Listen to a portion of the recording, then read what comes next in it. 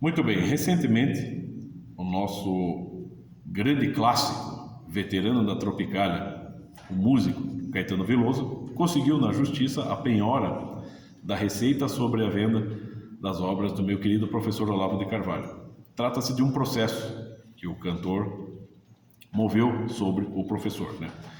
Um dos artigos recentes diz o seguinte: antes de sua morte, em janeiro de 2022, o escritor havia sido condenado a pagar multa diária de R$ 10.000 por não haver retirado de suas redes sociais ofensas, entre aspas eu coloquei, publicadas em 2017, nas quais acusava Caetano de pedofilia. O valor acumulou e, conforme a última atualização, em 2022, chegou a mais de 3 milhões.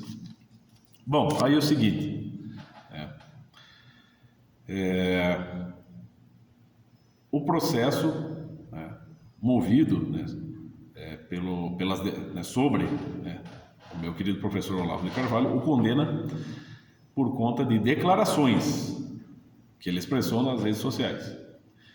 E aí eu pergunto para o senhor Caetano, ele falou alguma mentira? Em primeiro lugar, ele falou alguma mentira? Ele disse alguma bobagem? Caetano, pode ser que você não seja pedófilo, mas você já agiu como pedófilo, cara. Todos nós temos que pagar pelos nossos erros.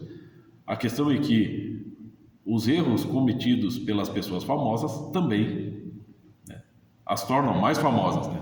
Nós, réis mortais, não somos famosos nem pelos erros que cometemos, mas todos vamos pagar pelo que fazemos.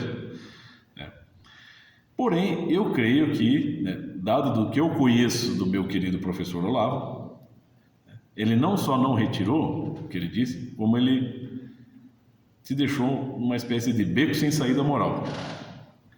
Porque é o seguinte, você agora vai lucrar com a venda das obras dele, certo? Mas o processo, a meta do processo é censurar, ou seja, ele deveria retirar o que ele declarou sobre você das redes sociais, o que ele escreveu, ou seja, vocês estão censurando, ele tem que apagar o que ele escreveu, sob pena de pagar multa. Se ele houvesse apagado tudo que ele escreveu a esse respeito sobre você, ele não haveria sido multado. Mas agora você será indenizado pelo que ele disse nas redes sociais. E supostamente todo esse lucro, toda essa grana que vai entrar na sua conta tem a intenção de suprir supostos danos morais, quando na verdade você avilta a si mesmo, Caetano Veloso. Mas o que eu quero dizer quando no sentido dele te colocar numa espécie de beco sem saída moral, para testar a sua consciência moral. Bom, nas obras do professor Olavo de Carvalho, entre outras coisas, ele critica muito a esquerda brasileira, inclusive pessoas como você. E lá ele tece severas críticas a artistas como você. Portanto, nas obras do professor Olavo de Carvalho, ele pode estar xingando você de coisas piores ainda do que aquilo de que ele foi condenado nas redes sociais, pelas redes sociais. Mas nesse caso, então, o que seria mais coerente? Então, censurar as obras do professor Olavo de Carvalho, porque eu tenho certeza, Caetano Veloso, que você não só não concorda com a filosofia do Olavo de Carvalho, como você a reputa nefasta, misógina, sei lá, terraplanista, o astrólogo, o que for.